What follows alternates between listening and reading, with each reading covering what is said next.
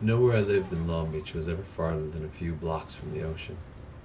Regardless of the season, the city's main beach always had a desolate feel that I loved. In the winter, I would take my book and a coffee to sit and read in the cool morning sand. In the summer, when the marine layer burned off, I'd ride down on my bike and lay out a towel and nap in the sun. The nearest person might be more than 100 yards away, their music and conversation warbling unintelligibly over long stretches of sand.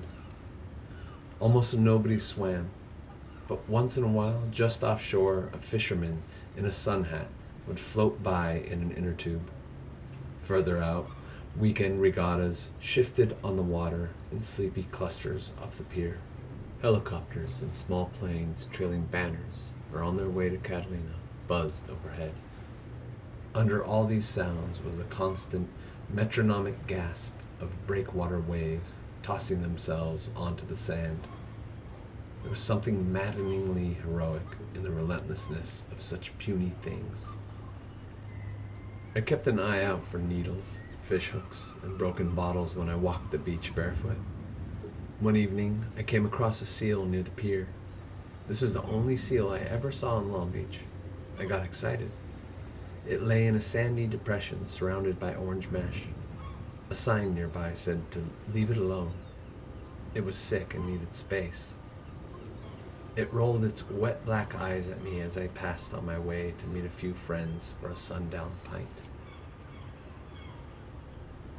When the weather was good, I liked to swim the channel between the peninsula and Naples. I swam with friends through the canals, climbed up random docks to jump from the walls and bridges. Out in the harbor, we dove from the bow of a sailboat anchored off the oil islands. I spent a lot of time in the parks just above the beach, where I liked to exercise and run the stairs. There was no better place to lay in the grass and chat with strangers, or meet up with friends for a picnic. Below the bluff, people I never saw were always raking block letter messages in the sand. Jesus is love. Have you called your mom today? All will be okay. Marry me, Mary? Don't jump. Their messages were large and cheerful. Who were these thoughtful people? Were they sincere?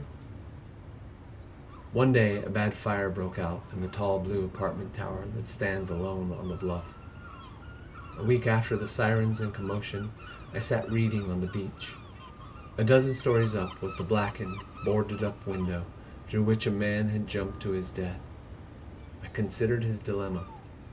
Leap for a chance to live, or burn for sure in blistering flames. Such grim choices sent shivers through me. Who was this brave man?